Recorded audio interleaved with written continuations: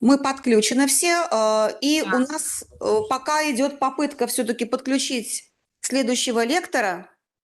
Да, давайте определимся все-таки, у нас будет Екатерина или Елизавета выступать сейчас?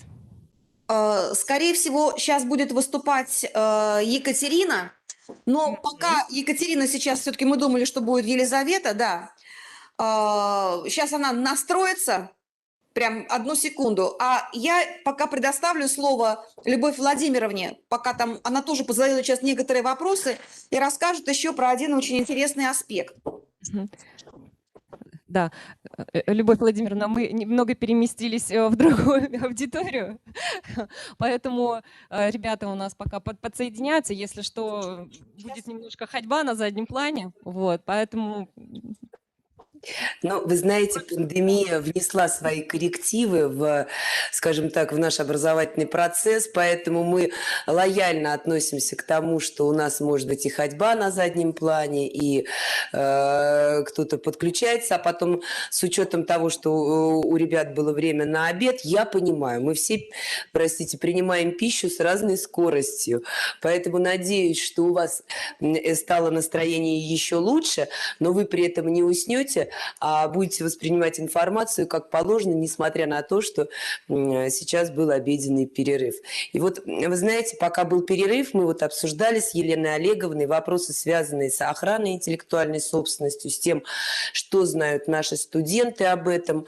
И вот взяли на заметку такой вопрос, который связан в первую очередь с выпускными квалификационными работами, на которые, скажем так, в научной литературе какой-то четкой позиции вроде как не высказано, если не копнешь глубоко, как говорится. И вот мне бы хотелось поговорить с ребятами, узнать их мнение. Они вот как считают, их выпускная квалификационная работа, или как раньше в советское время мы это называли, дипломы, да, то есть то, что пишется по итогу получения обучения. Что здесь, ребята, как вы думаете, можно ли отнести вашу выпускную квалификационную работу к, скажем, например, к объекту правовой охраны нормами авторского права, например, литературному произведению? И возникает ли у вас или у вуза исключительное право распоряжаться уже текстом, ну не текстом, а, скажем так, вашей выпускной квалификационной работой? да, Любовь Владимировна, я позволю, здесь немножечко аудитория сменилась, то есть у нас кто-то пришел новый, кто-то, часть аудитории ушла и еще не дошла до нас, поэтому, может быть, немножечко вкратце введите вот именно по исключительному праву вот на выпускную работу, да, Конечно, а потом конечно. определенно у ребят уже спросим, какие-то еще дополнительные вопросы С зададим. радостью. Чуть-чуть А, введения, да. Легко. Значит, так вот, дело в том, что девочки об этом говорили коротко, наш интеллектуальный десант. Я позволю себе, может быть, более, скажем, детальнее описать, да, вот собственный вопрос и некоторые понятия, которые я использую, и не только я, но и законодатель.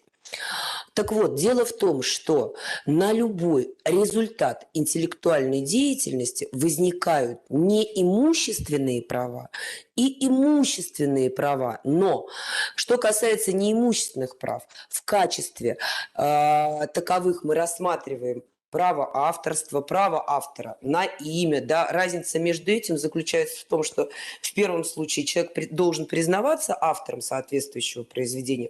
Во втором случае мы с вами говорим о том, что он может, например, опубликовать свою книгу под собственным именем или использовать псевдоним.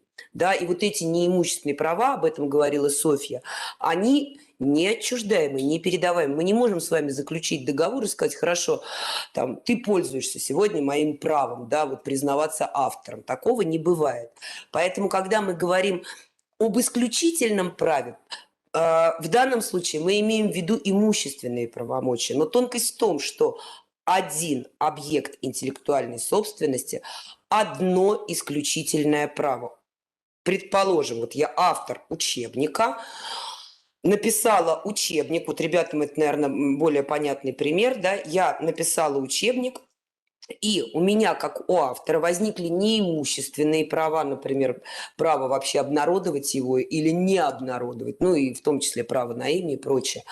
Вот. И эти права только мои. Никто другой за меня решить, что с этим делать, не может. И у меня, помимо неимущественных прав, изначально в момент создания этого литературного произведения, поскольку это объект авторского права, возникает и исключительное право, которое выражается во множестве имущественных правомочий.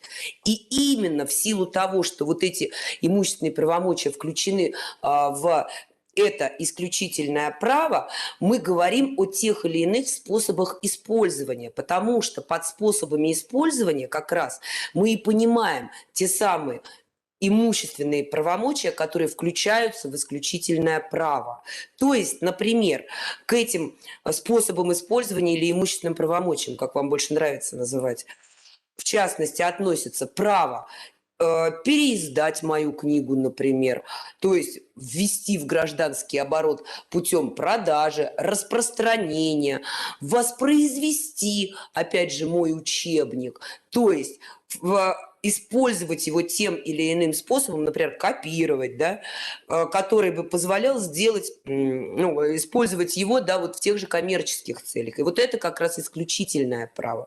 А если бы я была бы художником и была бы автором произведения изобразительного искусства, в этом случае я могла бы говорить еще о праве следования и о праве доступа к моему произведению изобразительного искусства. Но я боюсь, что это уже мы пошли в детали, это может быть не совсем интересным.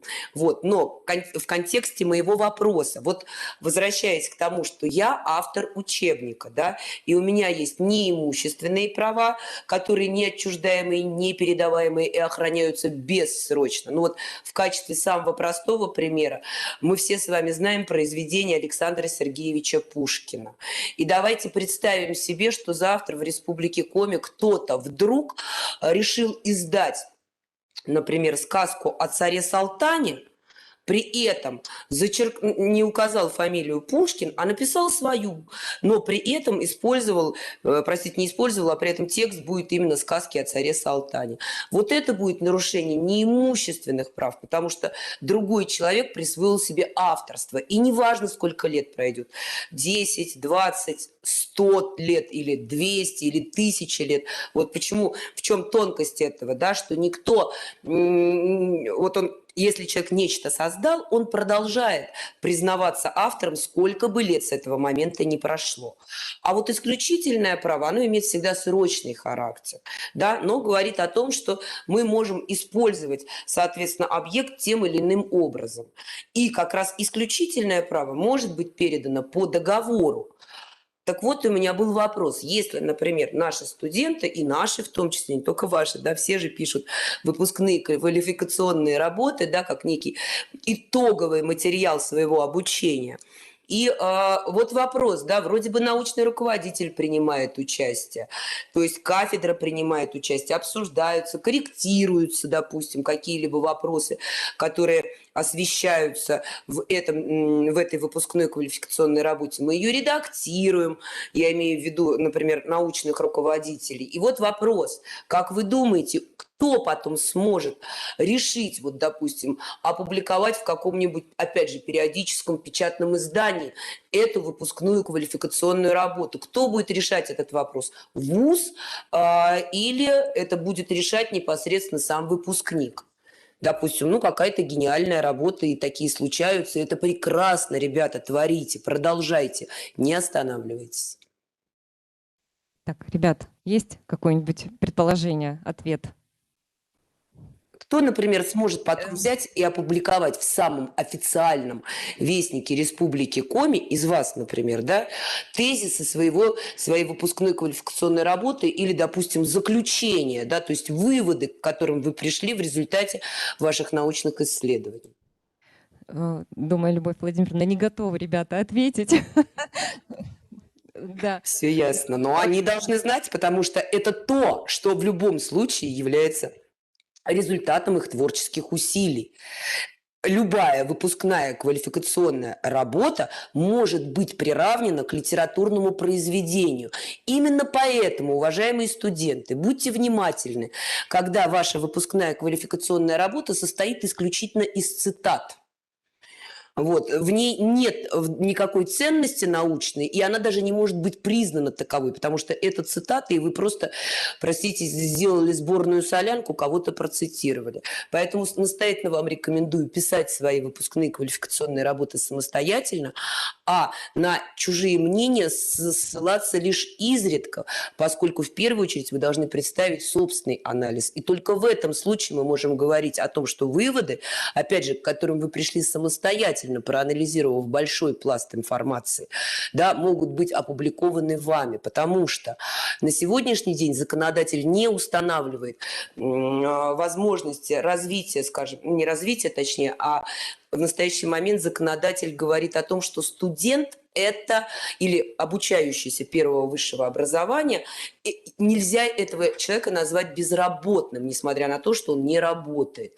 Поэтому с ним мы в трудовых отношениях не состоим, и у вуза при отсутствии локальных актов вуза не возникает исключительного права на созданные студентами зачастую гениальные работы. В данном случае этим вопросом занимаются непосредственно сами выпускники и решают, что делать дальше. Но вот в тех случаях, когда мы говорим о создании каких-либо объектов интеллектуальной собственности и уже их материального выражения, если мы говорим, к примеру, об изобретениях, да, здесь уже немножечко другой аспект. Здесь происходит в зависимости от особенностей, да, в каждом случае абсолютно индивидуально решается этот вопрос. Но в том числе, я хочу сказать, порядка 40% подаваемых заявок на сегодня на объекты патентного права, да, это результат как раз работы выпускников российских вузов, да, ну, совместно, может быть, с вузами, как-то еще, может быть, речь идет об аспирантах или магистрах, но тем не менее. Дети, у вас сейчас такой, даже не дети, простите, а уже взрослые, у вас такой прекрасный возраст, когда вы можете... А самое главное, вы еще хотите создавать нечто новое и развивать в дальнейшем и науку, и, может быть, некоторые из вас в образовании захотят остаться. Поэтому дерзайте, пожалуйста, не бойтесь, пишите свои дипломные работы, курсовые работы, не бойтесь задавать вопросы вашим педагогам. Мы для того и существуем, чтобы выпустить еще более образованных людей, чем, возможно, мы сами. Если у вас есть какие-то вопросы, с радостью отвечу. Спасибо, Любовь Владимировна. Так, а как у нас с дальнейшим подключением? Как Екатерина может подключиться уже? Екатерина? Да, пока передаю мы слово. Слушать, да, выступление, поэтому переходим, да? Да, прошу вас, Екатерина, проходите. Это тоже наша студентка, прошу любить и жаловать. Факультет управления интеллектуальной собственностью, тоже член нашего интеллектуального десанта. Вот, поэтому обратите внимание, мы рассматриваем интеллектуальную собственность не только с точки зрения права, но и с точки зрения эффективного управления интеллектуальной собственностью. Прошу любить и жаловать. Екатерина. Большое вам спасибо. Отдельно хотелось бы поблагодарить нашу аудиторию, которая все еще с нами. Я хочу показать сейчас совершенно другую сторону интеллектуальной собственности, которую мы с вами рассматривали все это время, именно экономическую. И, как мне кажется, что большинство людям в 21 веке необходимо показать именно ценность того, что вы делаете, что бы это ни составляло. И интеллектуальную собственность в том числе. Соответственно, вы можете достаточно часто в разных новостях от разных ведомств услышать, что нам с вами необходимо повышать, к примеру, уровень патентуемости, да, чтобы у нас с вами было больше запатентованных объектов и так далее. Но вопрос, как и почему? Почему в некоторых странах намного выше этот уровень? Почему в России какие-то уровни ниже, а какие-то на самом деле выше и превосходят многие страны? Как мне кажется, причина, по которой мы в каком-то направлении можем уступать некоторым странам, это то, что наши изобретатели, наши бизнесмены в том числе не до конца понимают, что такое интеллектуальная собственность и как именно из этого можно получить выгоду. Именно сейчас мы с вами это и рассмотрим. Для начала у нас с вами будут примеры с непосредственной практикой компаний, которые, я думаю, каждая знакома всем, кто находится сейчас в аудитории. И здесь вы можете видеть процент соотношения нематериальных активов в стоимости этой компании. Вы знаете прекрасно, что эти компании стоят просто миллиарды. И вы можете увидеть, что не просто половину, а намного больше, и почти можно сказать, что все составляет именно нематериальные активы. Здесь вы видите процентное соотношение, соответственно, непосредственную стоимость нематериальных активов каждой из этой компании. Кому-то может показаться, что, ну да, конечно, Microsoft, но у них же, скажем так, только вон там, не знаю, железо, поэтому у них все есть интеллектуальная собственность. А какая-нибудь Tesla, Amazon, который знаком всем. Соответственно, мы с вами на этом слайде можем видеть непосредственное, точно, эффективное управление, судя по стоимости, которую мы здесь с вами видим, именно правами на интеллектуальную собственность. И чтобы каждому из вас не казалось, что ну это меня не касается, ведь я не держу какую-нибудь Теслу у себя под боком, мы с вами рассмотрим более личный пример, а именно пример простой американки Рут Векефелд, которую вы можете видеть здесь. Какая была история? У данной женщины был свой маленький мотель, в котором она решила также готовить еду, и особенно она сделала акцент на выпечке. В какой-то день у нее не оказалось специального шоколада для выпечки, и она подумала, ну ладно, ничего, все что угодно расплавится, когда будет в печке. И она решила добавить просто плитку Nestlé, поломав ее. Но она удивилась, когда она достала печенье и увидела, что нет, печенье осталось также с крошками шоколада, но она решила, что ничего, попробую, продала.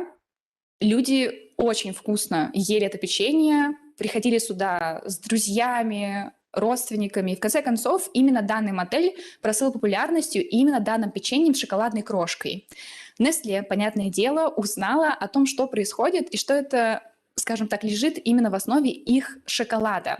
И они захотели получить права на ее рецепт и, соответственно, заполучить возможность испекания такого печенья только лишь ими.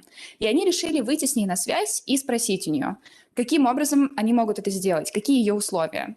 Как вы можете представить, любой из нас бы с вами сказал, ну, она наверняка там продала за пару сотен этот рецепт, но это же просто рецепт печенья и все.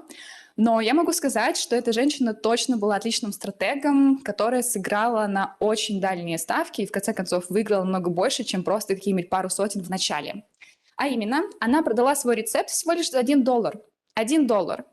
С дополнительным условием пожизненного обеспечения шоколадом, что, я думаю, 100% нравилось всем ее детям и внукам. И также главным ее условием было непосредственная публикация ее рецепта с указанием ее имени и даже ее фотографии, как вы можете видеть в середине, на задней пачке печеньев и всей продукции, в основе которого будет лежать данное печенье.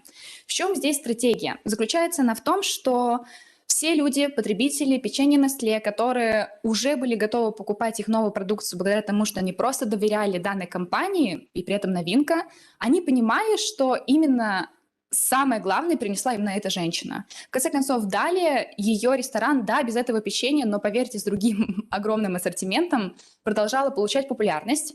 И особенную прибыль ей принесли ее книги с разными рецептами, которые, как вы можете понять, приносили ей огромные деньги, так как даже ее рецепт купила Nestlé.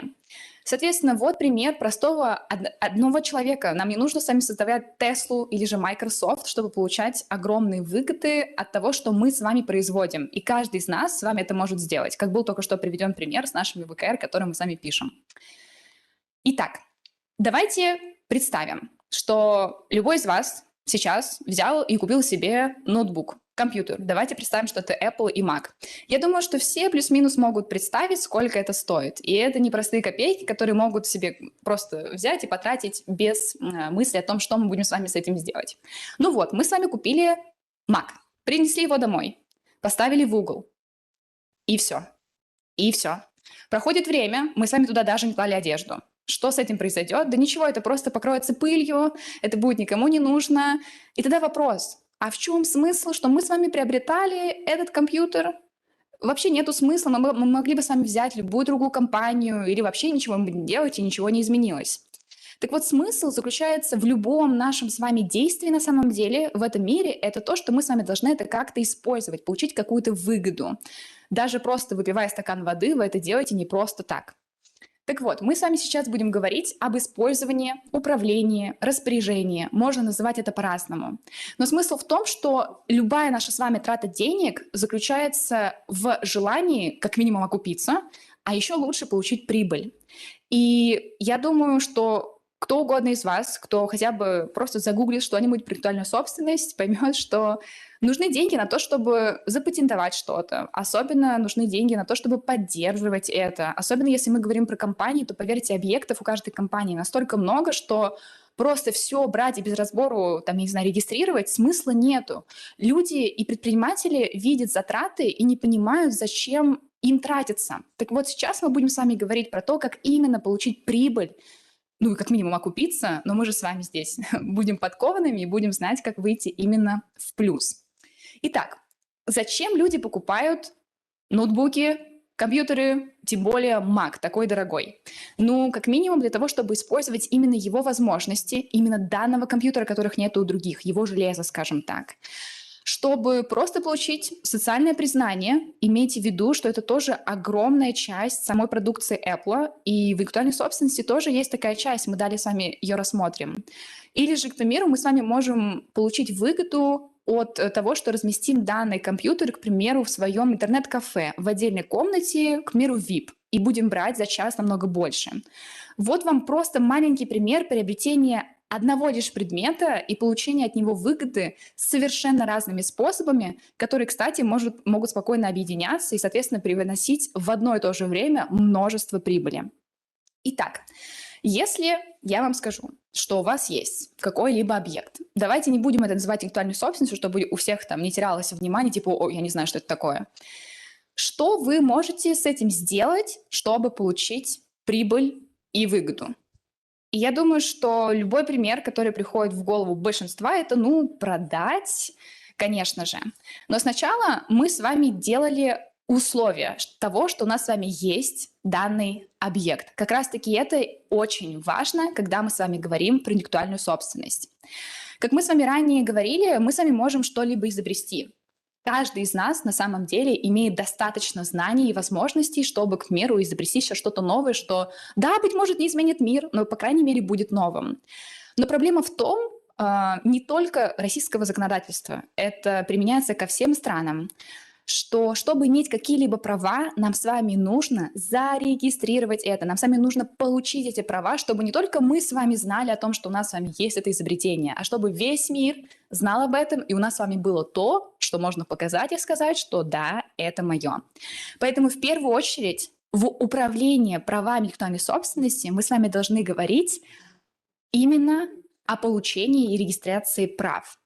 Чтобы выполнить этот шаг, нам с вами нужно ответить на несколько вопросов. И первый, вроде бы, казалось бы, всем такой глупый, но да, это вопрос «что?». Что именно нам с вами нужно регистрировать? И поверьте, во многих компаниях, предприятиях и просто у отдельных личностей возникают вопросы относительно этого, потому что они просто могут даже не видеть того, что на самом деле у них уже есть. Не нужно ничего нового изобретать, у вас уже это есть. Поэтому пути, по которым вы можете пойти, мы с вами далее рассмотрим более подробно, но это, к примеру, проведение аудита. Особенно это актуально, когда мы с вами говорим про поиски того, что у нас с вами есть. Далее это создание объектов, если же, к примеру, у нас с вами ничего нету, предположим. Итак, мы с вами нашли что мы можем с вами зарегистрировать, на что получить права. Но далее главный вопрос – это зачем? На самом деле, быть может, часто он даже у кого-то бывает первым, да? Вас должно что-то побудить поискать, или вас должно что-то побудить создать что-то. Зачем нам с вами нужно тратить не только деньги? Я думаю, что каждый из вас знает, что особенно в 21 веке главную стоимость у нас играют далеко не заработные платы, затраты и так далее. Мы с вами тратим наше с вами время, драгоценное время, наши с вами силы. Мы с вами, в конце концов, не знаю, учимся на это, да? Зачем нам с вами все это делать? И здесь мы с вами, соответственно, должны понимать, как мы с вами сможем это использовать. Зачем вообще нам с вами совершать все эти телодвижения? И последний вопрос, но немаловажный, который завершает вообще весь данный этап, это то, как именно нам с вами это зарегистрировать, в каком именно варианте. И все выступающие ранее вам показали, правда, огромный набор того, какие у нас с вами есть пути, да, регистрации разных объектов. И поверьте, один и тот же объект может зарегистрироваться с разных подходов, да, и нам с вами нужно понять, опять-таки, отталкиваясь и от первого ответа на вопрос, и от второго «зачем?», как именно мы с вами будем это оформлять. Соответственно, мы с вами наконец-таки получили сам объект управления, который, я думаю, знаком всем с первого курса введения в менеджмент, да, нам с вами нужно иметь объект. Далее мы с вами наконец-таки подходим к вопросу, как именно можно использовать то, что в первую очередь у всех возникает в голове относительно управления. И как я уже сказала ранее, самое легкое, что приходит всем в голову, это, ну, конечно же, продать. У меня что-то есть, мне это не нужно, ну или наоборот нужно, но я готова с этим расстаться ради денег. Это продажа. Но давайте с вами рассмотрим, что такое продажа относительно наших с вами прав на результат интеллектуальной деятельности и средств индивидуализации. Важно подчеркнуть, что когда мы с вами говорим про продажу, мы с вами говорим, по идее, про отчуждение исключительных прав. Само слово, как мне кажется, отчуждение каждому из нас с вами просто по русскому языку дает более глубокое понимание глобальности всех наших с вами действий. А именно, мы с вами потратили время на то, чтобы создать, изобрести что-то. Не знаю, тот же самый товарный знак нам с вами нужно, правда, сидеть и воображать, чтобы это было красиво, со смыслом. Мы с вами потратили, к примеру, время на регистрацию, нанимали разных людей, мы с вами это пускали в оборот, поднимали узнаваемость. И мы с вами это продаем. Конечно же, да, нам это принесет прибыль. Единовременную, единоразовую, но если мы с вами сможем продвинуть хорошую стоимость, то нормальную прибыль. Но зачастую при условии того, что мы с вами до этого совершили множество затрат, это не устраивает разных изобретателей, создателей и просто правообладателей, кем бы они ни были. Почему? Зачем тогда я это все сделала? Чтобы просто взять и лишиться всего? Зачем тогда получать исключительные права, чтобы потом просто с ними расстаться? Ведь все так говорят про плюсы исключительных прав, про то, какие они прекрасны, что нам сами нужно их получать. Поэтому давайте с вами рассмотрим, как мы с вами можем по-другому использовать именно смысл, плюсы, сливки всех этих именно исключительных прав, которые мы с вами получаем благодаря регистрации. И то, что на самом деле в большей части составляет именно прибыльность наших с вами прав на РИТ, да, результат интеллектуальной деятельности, и СИ, это средства индивидуализации, это именно заключение лицензионного договора. Почему? Понятное дело, что данные договоры бывают разных типов. Это важно понимать при приступлении к практике. Мы с вами не будем сейчас в это сильно вдаваться. Это вообще, мне кажется, чуть ли не отдельный предмет. Но поговорим с вами просто в общем и в целом, чтобы я вам смогла сразу быстро показать все плюсы именно лицензионного договора, а не, к примеру, продажи. Плюс в том, что продаем мы с вами один раз и навсегда. Я не могу потом прийти после продажи и сказать, ну, знаете, я подумала, верните мне все, пожалуйста, я хочу обратно, мне было лучше с этим. К сожалению или к счастью, но так это не работает. Плюс же лицензионного договора заключается в том, что мы с вами его заключаем на определенный срок, который мы с вами обсуждаем. Понятное дело, что мы с вами должны к этому подходить разумно, это отдельное вычисление и так далее, опять-таки математика, не будем этого касаться. Но в любом случае мы с вами можем как минимум договориться, как минимум выставить свое желание и показать, работает это или нет, по срокам. Быть может, кого-то удовлетворит всего лишь год, у кого-то длительные планы, там, не знаю, на 10 лет. У всех разная ситуация, разные объекты, разные цели. Все это нам с вами помогает регулировать данный договор под нас лично, то есть, можно сказать, под ключ.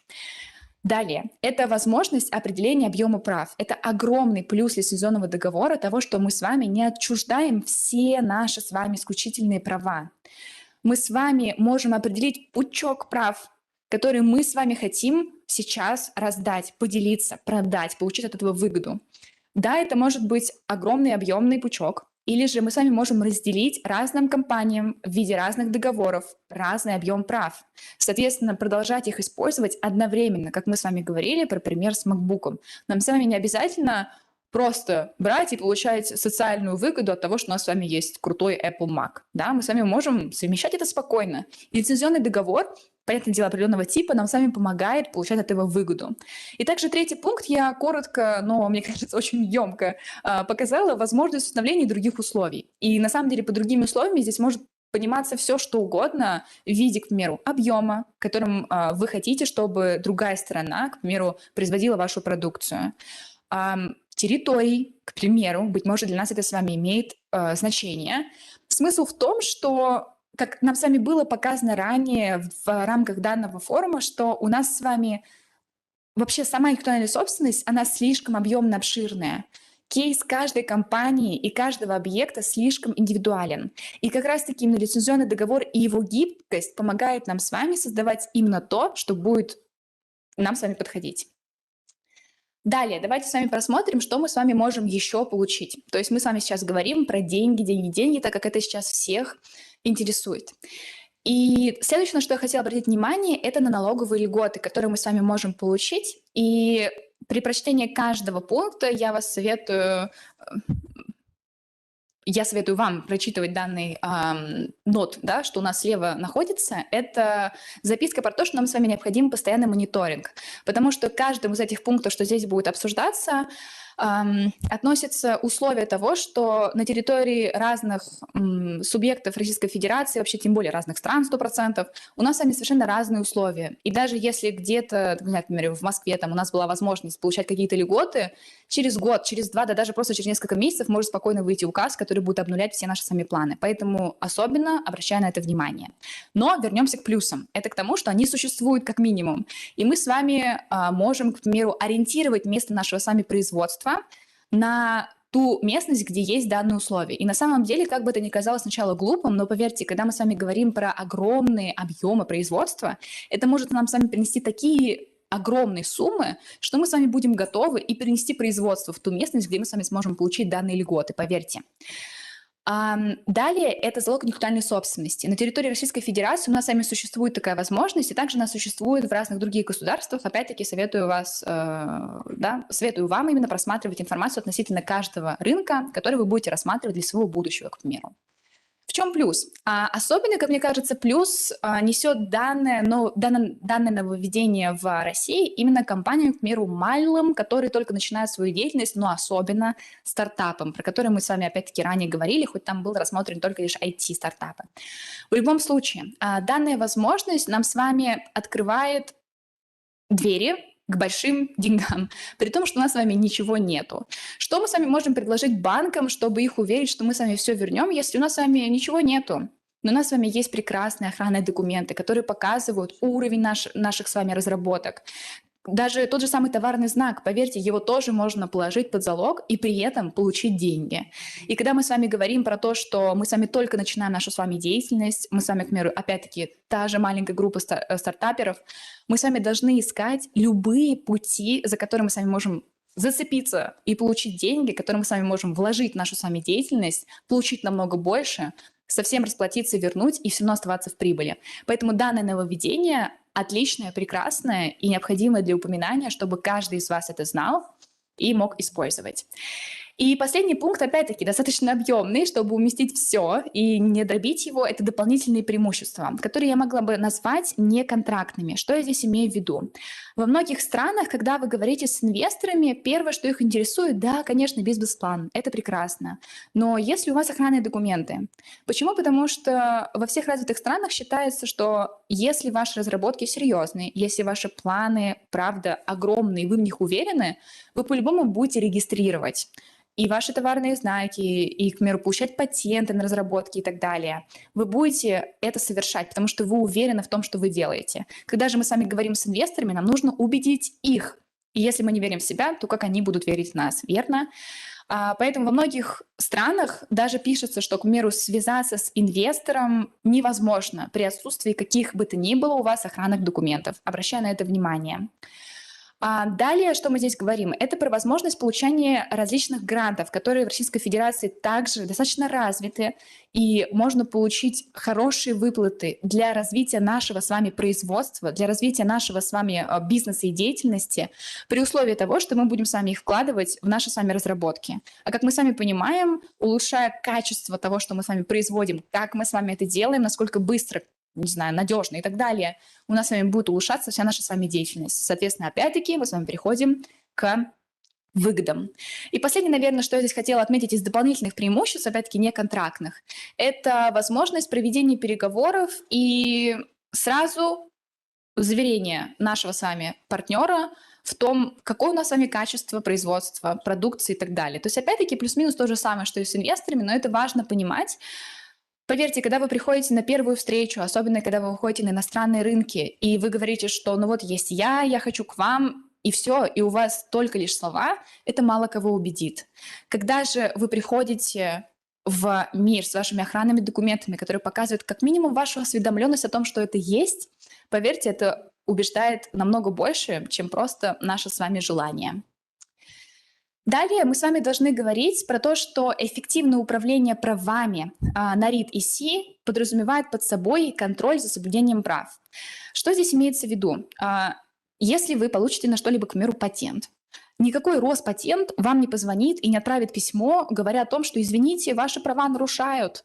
Или к вам не придет сам правонарушитель и не скажет, ну, знаете, я тут плохой и так далее. Это в наших с вами интересах, как у правообладателей, смотреть и отслеживать, кто нарушает наши с вами права, и бороться с этим. Борьба — это уже отдельная тема, это 100% юридическая сфера, поэтому мы сейчас с вами про это не будем говорить, но в любом случае контроль за соблюдением прав нам с вами необходим в эффективном управлении. В чем смысл получать патент, если все этим пользуются без нашего ведома, и мы с вами не получаем никаких от этого плюсов? И далее мы с вами говорим про поддержку охранных документов. Это также очень важно, потому что если мы с вами выполним все предыдущие пункты и не будем знать, или, ну, к примеру, внезапно забудем, потому что нам с вами нужно поддерживать наши с вами документы, это окончится плохо. Почему? Потому что у нас существуют точные, определенные, строго установленные сроки, в рамках которых мы с вами должны поддерживать наши с вами охранные документы в виде пошлин. Также существуют другие условия, к примеру, если мы с вами не используем наш с вами объект и так далее. То есть мы с вами должны понимать, что просто получив права и при этом забыв про то, что их нужно поддерживать, и у этого есть условия, мы с вами можем всего лишиться, и, соответственно, все наши предыдущие, опять-таки, затраты денег, сил, просто человеческого потенциала будут никуда и лишены смысла. И на самом деле на этом во многих источниках и у многих авторов можно найти заключение вот в виде таких шагов, и на этом все. Мы с вами далее рассмотрим более подробно данную тему, но особенно мне хотелось бы сказать, что это не последовательные шаги. Это очень важно понимать, опять-таки, для эффективного управления. Вы не будете регистрировать права, потом со спокойной душой жить, монетизировать это, потом опять со спокойной душой жить и контролировать. Нет. Вы должны совершать комплексно все данные действия одновременно. И только в этом случае мы будем с вами получать полную систему, которая нам с вами обеспечивает и безопасность, и надежность, и самое главное для нас с вами, как для управленцев, это выгоду, да, и прибыль. Соответственно, по идее, это должен быть непрекращающийся круг сансары, да, который будет крутиться вечно до тех пор, пока мы с вами не решим прекратить нашу с вами деятельность.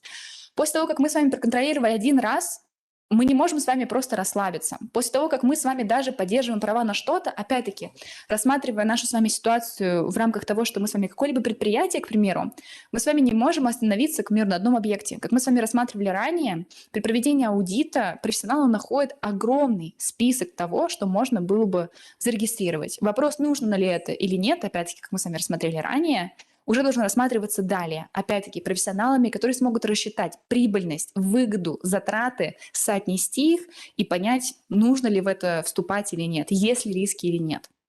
Но давайте сами рассмотрим более подробно, без чего, как мне кажется, еще не может существовать эффективное управление нашими с вами правами на RIT и C. Я особенно хочу обратить внимание на создание условий для генерации как раз-таки результатов интеллектуальной деятельности и средств индивидуализации. Почему? Потому что особенно на российских предприятиях необходимо уделять этому внимание и время, и опять-таки деньги. И поверьте, это будет окупаться, что показывает опыт многих российских отечественных компаний, которые проводили исследования и публикуют отчетность, так и зарубежных компаний, которые как раз-таки ввели это именно как теорию, которую далее могут использовать другие компании, даже страны, регионы, в виде уже своей практической деятельности. Здесь важно говорить о грамотном составлении трудовых договоров. Почему? Потому что до сих пор можно увидеть во многих компаниях вообще просто отсутствие упоминаний того, что у нас с вами будет в случае нашей с вами изобретательской деятельности. Опять-таки, авторских вознаграждений и так далее. Вообще просто ничего не упоминается про это. И работники могут спокойно работать, даже не думая о том, что они могут сделать что-то больше, даже не представляя то, что они могут получить выгоду от просто того, что у них хранится в голове. Это их, на самом деле, дополнительная возможность заработка дополнительного. Далее мы с вами должны говорить о создании исчерпывающих локальных актов. Что здесь имеется в виду? Должны быть стопроцентные нормы, которые будут определять последовательность действий, порядок, к примеру, исполнения тех же самых документов внутри какой-то компании, которые будут удовлетворять и самих управленцев, менеджеров, так и самих работников, которые будут показывать, по каким шагам мы с вами будем идти дальше, будем ли мы это с вами регистрировать или нет, кто будет за это в ответе, к примеру, какие будут опять-таки вознаграждения, когда они будут и так далее. Нам с вами нужно максимально закрыть просто слепые зоны, которые никаким образом не регулируются. И далее, что мы с вами рассмотрим, это поддержка открытой культуры, которая просто является самым главным базисом, главной основой для вообще создания RIT-C на любом предприятии, да даже просто организации, к примеру, в том же самом вузе. И особенно это важно, когда мы с вами говорим про отечественные предприятия. Я думаю, каждому из нас с вами знакомо это чувство того, что лучше быть тише, и нам с вами будет лучше. Или, к примеру, фраза, которая у нас с вами 100% находится в обиходе, это то, что инициатива наказуема и так далее. Нам с вами особенно важно бороться с данной закрытостью и страхами для того, чтобы поддерживать хороший климат и экосистему создания постоянной генерации результатов интеллектуальной деятельности, которые мы с вами далее можем использовать, получать на них права и уже использовать данные права. Но без этого этапа у нас с вами не будет непосредственно тех людей, самого главного. Это как раз-таки люди, которые будут генерировать все эти идеи, которые смогут далее потом приходить в непосредственное применение в виде чего-то более вещественного. И это очень важно. Без этого у нас с вами не будет ничего.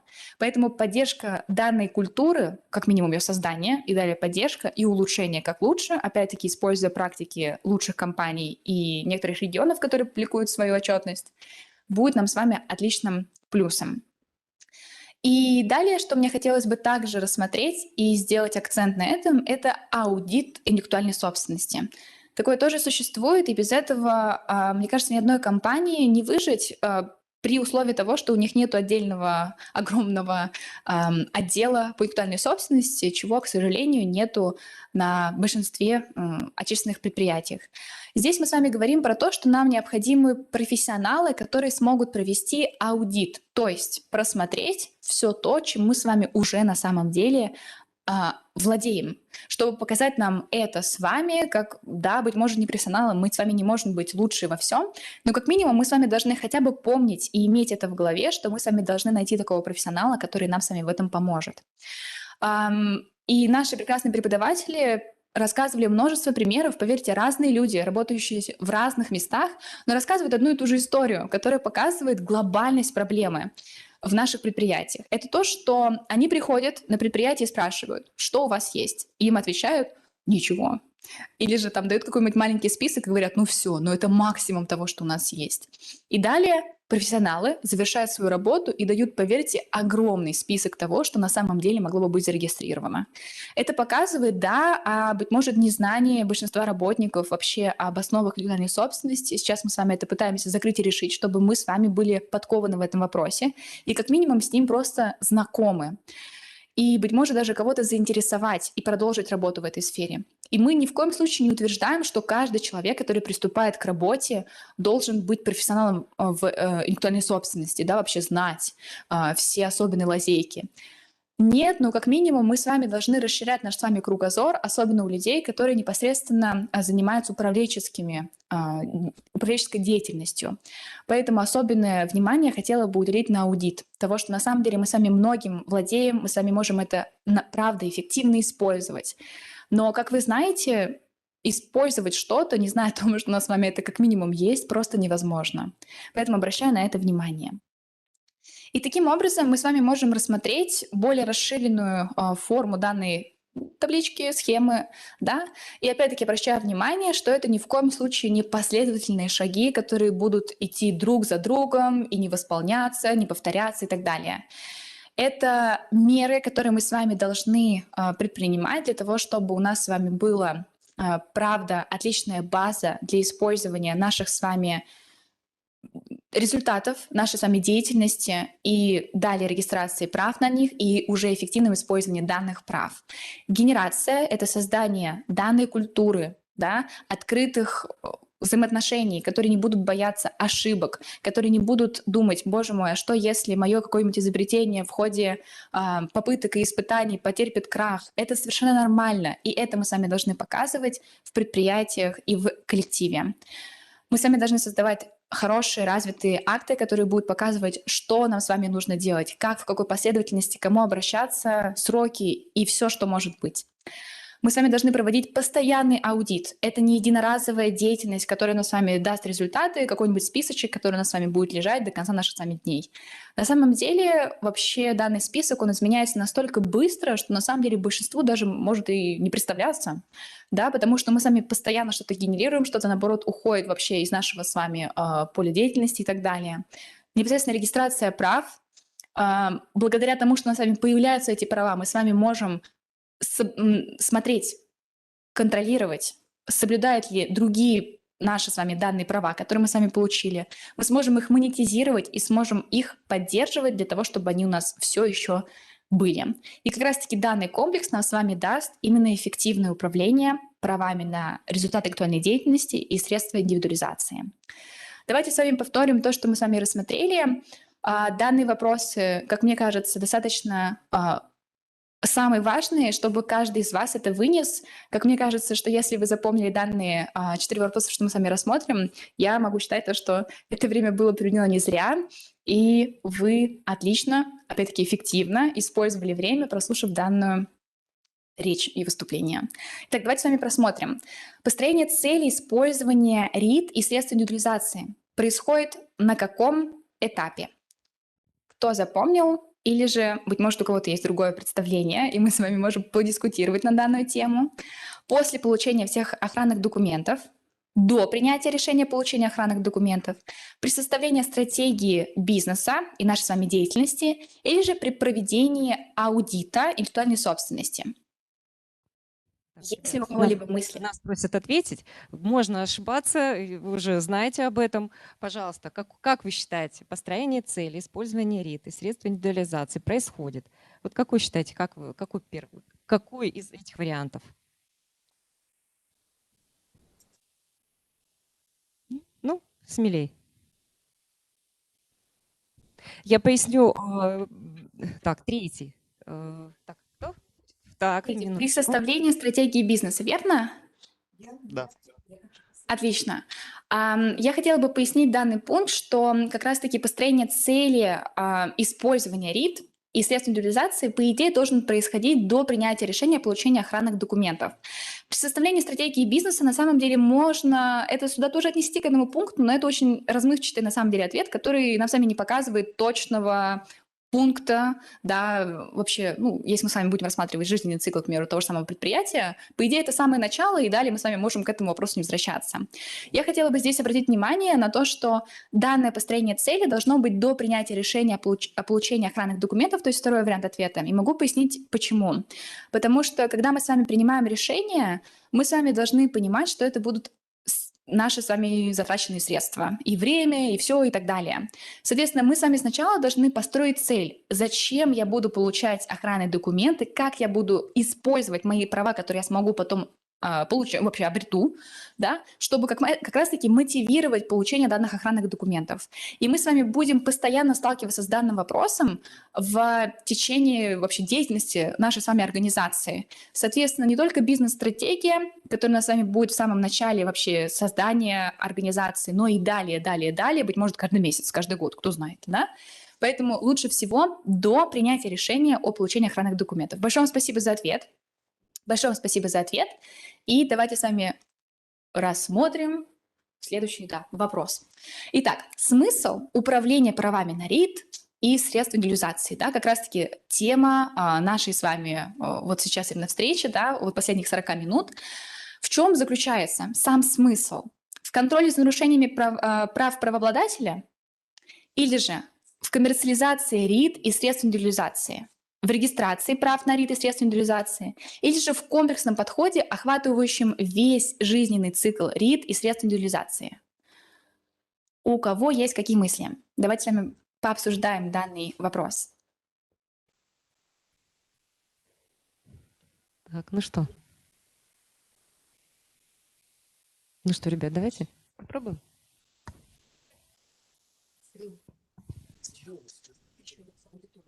Давайте четвертый. Отлично, большое спасибо за ответ. Он является верным. Могу его опять-таки пояснить, почему именно он, чтобы все точно были уверены в нем. Потому что первый, второй и третий, по идее, показывают, можно так сказать, шажки, да, меры, которые мы с вами до этого рассматривали, что нам с вами нужно сначала зарегистрировать наши с вами права, потом их коммерциализировать, при этом следить и контролировать за нарушение наших с вами прав. Но как раз-таки по идее, управление подразумевает весь комплексный подход, который будет учитывать все шажки, все методы и необходимые меры, которые мы с вами рассматривали ранее. Большое вам спасибо за ответ. Далее смотрим. Отлично. Контроль за соблюдением и защитой прав лежит на ком? Давайте с вами рассмотрим. На Федеральной службе по интеллектуальной собственности, на патентном поверенном, которого, к примеру, компания нанимает себе или который может быть в постоянном штате у компании, на правообладателе или же на желающем использовать чужие РИД и средства индивидуализации.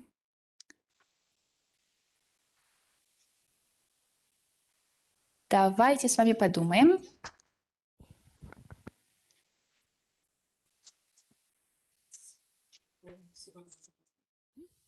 Попробуем? Давайте.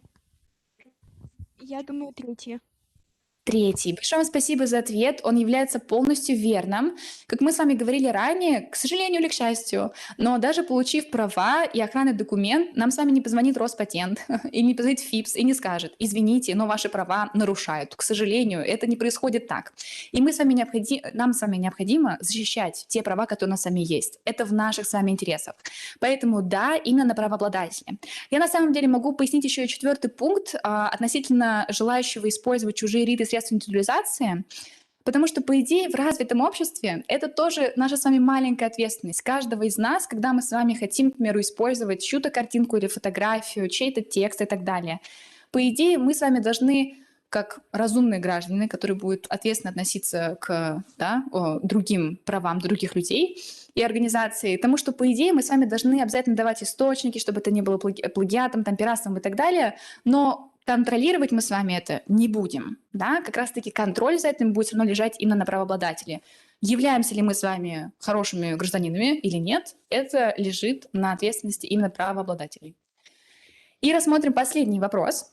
Эффективность управления РИД и средств индивидуализации может выражаться в разнице между затраченными средствами на создание и регистрацию и прибылью от них.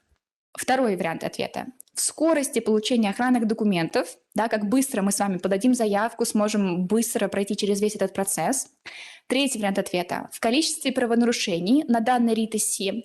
Или же последнее, в количестве заключенных лицензионных договоров за определенный промежуток времени, который, к примеру, может определить, там, не знаю, любой управленец.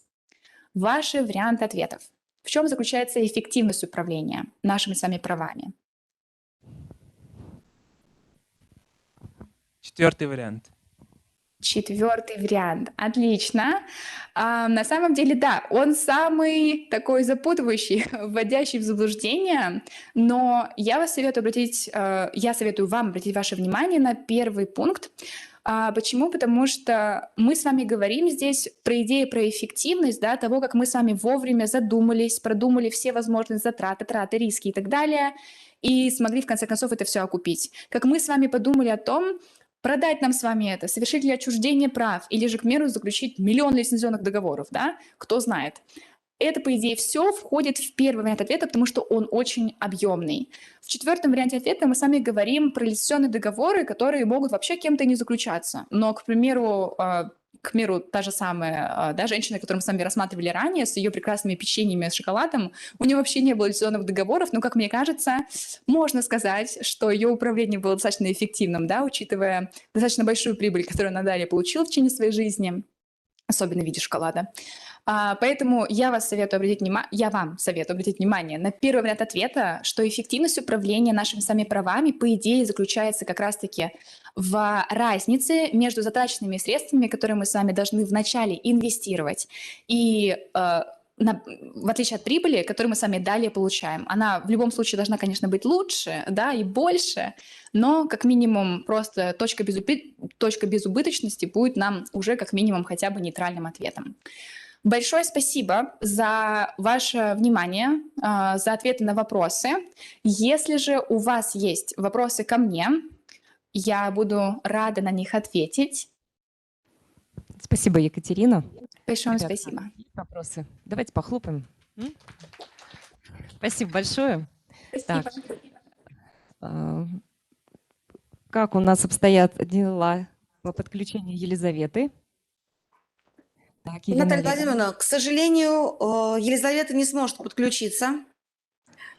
Все ясно. Да, вот такое, как Так, всегда бывает, что-нибудь значит, непредвиденное.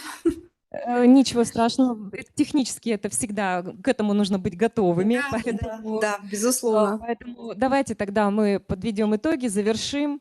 Огромное спасибо Российской государственной академии интеллектуальной собственности, вам, Елена Олеговна, Любовь Владимировне, всем девчонкам, да, девчонкам, которые сегодня представили, да, свои выступления. И, вы знаете, хотелось бы отметить уже такой, вроде бы студенты, но уже профессиональный подход. Очень полно раскрыты темы. Было очень интересно. И то, что в каждом выступлении были заданы вопросы, это только плюс, потому что, конечно, это дает уже обдумать и дать определенный ответ, и запомнить ту информацию, которая была представлена. Так что спасибо огромное за оценку. И проекту «Интеллектуальный десант» я желаю дальнейшего продолжения и только развития, и только вперед. Спасибо огромное. Мы тоже благодарим вас за внимание. Хочется еще раз сказать, что мы были очень рады принять участие в вашем форуме. Прекрасно, что третий день вы отвели именно вот на такой лекторий. Это действительно образовательный проект. Мы постарались его сделать образовательным. Мы включили тесты, подготовленных студентов отобрали самых лучших. У нас присутствовал наставник.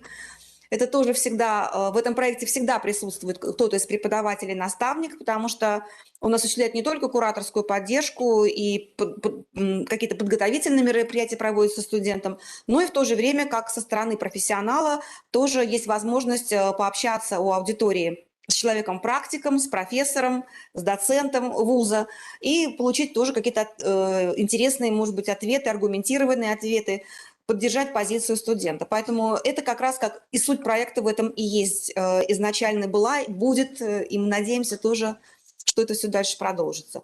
Поэтому еще раз благодарим, спасибо за внимание. Наверное, у нас все. Да. В общем, до новых встреч. До новых встреч. Будем ждать тогда ссылку на полную запись, когда вы там доведете ее. Мы вам вышлем обязательно, поэтому все Ну будет. и потом с вами созвонимся тогда по техническим вопросам. Да, конечно. Все. До свидания, Всё, до всего свидания. доброго. До свидания, Сыктывкар. До свидания, Москва.